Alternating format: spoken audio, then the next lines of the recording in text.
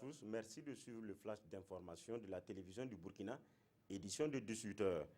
En visite de travail depuis ce matin au Burkina, le président centrafricain et son homologue burkinabé ont eu un tête-à-tête, une séance de travail donc cet après-midi à Ouagadougou.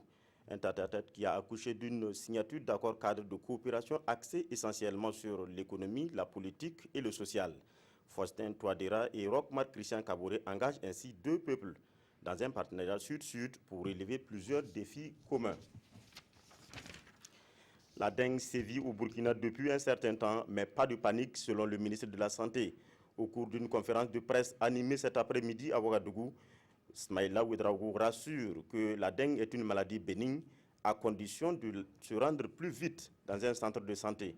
Et au ministre d'affirmer que les cas graves de la dengue sont gratuitement pris en charge à l'hôpital Yalgado Ouedraogo. Justement, cette décision intervient après un constat de l'état de la situation dans cet hôpital. Bientôt 1375 km de pistes rurales connaîtront un nouveau visage au Burkina. Hier, le ministre des Infrastructures a eu une rencontre de cadrage avec les entreprises attributaires du marché. Aux 43 entreprises retenues, le ministre Bougma a exigé la qualité des ouvrages et leur exécution dans le délai imparti. Les travaux d'aménagement de pistes rurales sont lancés par le président du Faso le 25 octobre dernier. Accompagné de son épouse, Hillary Clinton a accompli son devoir civique en présence d'une foule de sympathiques à New York. L'air serein, la candidate démocrate à la présidentielle américaine a affirmé sa confiance, mais avec mesure. À 69 ans, elle boucle donc sa dernière grande campagne électorale, celle qui pourra faire d'elle la première femme présidente aux États-Unis. À Marrakech, au Maroc, les dirigeants de la planète ont encore rendez-vous avec le climat.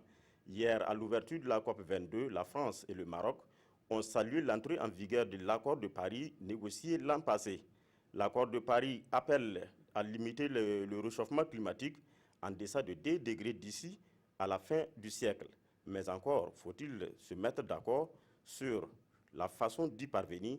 C'est tout l'enjeu de ce rendez-vous de l'Afrique. Merci de votre attention.